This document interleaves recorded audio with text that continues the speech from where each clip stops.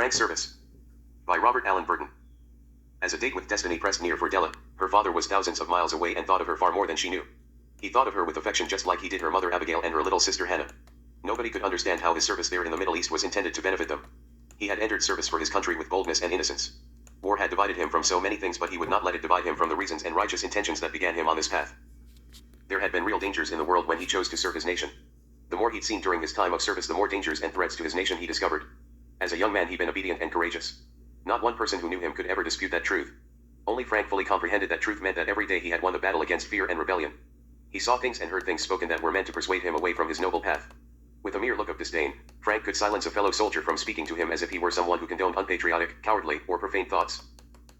It was only natural that he had advanced in the armed services when it became clear to his superior officers that he could be trusted to his own group of recruits. As a man in his early 20s, he was the perfect man to handle new recruits. He wasn't the drill sergeant so widely dramatized in television and movies who attacked the new recruits with commands for obedience. He was an unsung hero on a battlefront for his nation, and the new recruits looked up to him because they saw he was like a rock of courage which rose above the troubled water of fear that they were struggling in. Listen to Sarge meant climb up out of your fear and participate in noble acts of honor. Not all new recruits had come to the armed services with bold intentions to serve their country. To many it had been regarded as the best opportunity to advance themselves. But when fear of death made those original intentions for joining the service obsolete, their only choice was begin to seek a way out of the service or to rise above the man they'd been before. And when they looked above, there was Sarge, standing as proof it was possible. That same look of disdain that once would silence his fellow officers was now what his men feared. Once any recruit saw it in his eye, even when it wasn't directed at them, they learned that Sarge didn't put up with weakness. Nor did he condone crudeness or anything that detracted from honor and nobility. Many young men may have never learned to have ever truly become men, by the definition of what they now understood the word man to mean, had they never met Frank. For Frank, knowledge of how much he'd improved the lives of young recruits was a fact he'd hear spoken from time to time by the men themselves. But privately, it was just another thought for him to avoid relishing because his attention always needed to be in the moment where a new struggle always existed and victory or defeat was always on the line. Naturally, his upstanding and outstanding service led to outstanding results. Not only was he successful in leading young men, he quickly became a source for leaders among men. Many men who learned to listen to Sarge soon found themselves being addressed as Sarge. In time it became absolutely necessary to promote Frank to lieutenant because it would have damaged the validity of the ranking hierarchy for so much renowned respect to exist toward a sergeant. Factually speaking, he had already been causing lieutenants to demand more from themselves for quite some time before he was promoted. Recruits he trained were sergeants who were being looked toward as future lieutenants themselves.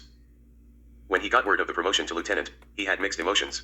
He knew his value to his men as Sarge and he liked bringing the best out of new recruits.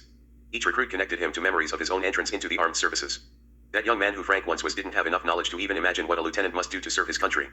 His nobleness and obedience had always been his most important virtues, but Frank was not a dumb man. He knew that above him decisions were matters of debates. He hadn't joined the service to debate or command. In his youthful innocence he had trusted his nation's commanders to be men worthy of his obedience. As a sergeant his continued obedience had been a beacon and an example to new recruits. But now he was being called upon to step yet higher. His commitment to obedience got him this far, but now he was being called upon to participate with the leaders. His last act of blind obedience was taking the promotion. From here on out his opinions were needed and his judgment was required in choosing what was and wasn't military command worthy of obedience. This was all achieved by Frank before he ever met his dearest Abigail. He sometimes still allowed himself to recall how beautiful she looked on the day he first discovered her, predestined to be found with a scorpion on her leg. Those words she spoke, my hero, still lived in him and meant more to him than she could ever know. He felt that she had seen all of his nobleness and honor and felt as real to him as any wedding vow ever could. The idea that there had never been a scorpion on her leg was not a thought that the Abigail he revered would be capable of ever hearing suggested. As honorably and obediently as he was serving his nation, she was undoubtedly going to defend anyone who doubted her hero. As Frank entered the world of higher-ranking officers, he discovered things weren't always easily seen as black and white. The decisions he would help to make always carried heavy consequence. He always had his nation's best interest at heart, but he also had knowledge that it was young men and now also young women who might possibly lose their lives in carrying out these decisions. As a lieutenant, he was still limited in the power of his command in drafting out a blueprint for battle. But as a man of honor, the look in his eye was one who higher-ranking commanders hoped would show approval and consent. When it could be seen that Frank had concerns or doubts, they were noted merely by the look in his eyes. Even though Frank remained obedient and respectful to the instituted hierarchy and the rank of superior officers, his eyes became an open book revealing all agreement or opposition to any plan of action being discussed. Although he stood committed to represent his superior officers' authority when passing down the course of action toward the soldiers in the field, just as clearly and loyally his eyes spoke to commanding officers representing all who were under his command. Frank didn't think of himself as someone who needed to know everything about the decisions his country made. But commanding officers recognized him to be a man who understood what resistance and opposition their demands would face on the battlefield. Frank knew well what the battlefield may confront in terms of enemy opposition, and he also knew what level of commitment could be expected by the soldiers toward a successful result. So despite his commitment to obedience, it was known by all who stood in Frank's presence that they were speaking to a man whom none felt superior to in terms of honorable intentions. Frank's eyes became a trusted gauge measuring whether a battle plan was wise or not. Based upon many unspoken reactions revealed by Frank's eyes, many plans were drafted and many abandoned. As time passed, it became noted that Frank's instincts were usually correct. In war, there are many unseeable factors and many counter effects for every decision.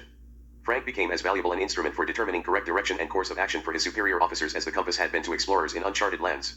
13 more years' service toward his nation had now passed since his marriage to Abigail. Frank had now advanced to the rank of major. Many conversations of praise of Frank had taken place throughout the army's ranks from top to bottom. Only a few of these conversations were part of ceremonial proceedings that were a matter of public record. Most of them were private discussions in offices or told over drinks at a bar. Frank avoided praise as best as he was able. He only found it worthwhile to reflect upon the few times he was mistaken.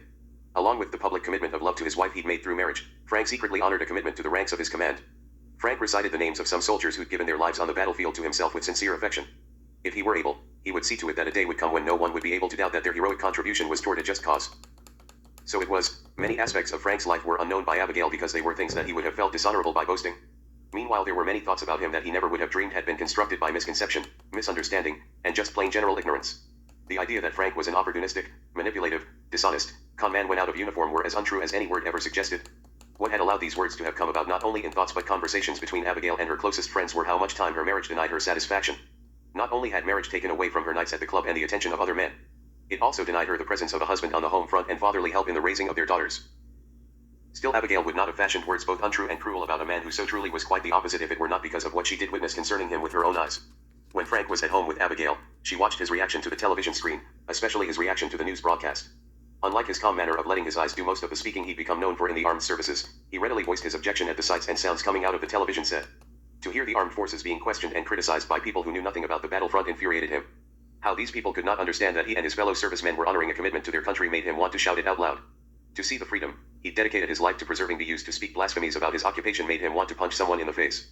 And this was the Frank that Abigail saw so often in their home when he was not in service. So much clarity and purity of his deeds and intentions were contaminated by his reaction to the television. His devotion to his nation and his love of those who shared this devotion was the force behind his bitterness and resentment to strangers who spoke on the screen. But these very strangers were the voices whom Abigail took comfort in while he was away. She needed her husband and she wanted his presence. She saw him with her own eyes, but she didn't realize he was reflecting back toward the television. His own face was distorted in his reflecting upon the mucky waters polluting his hope for pure victory.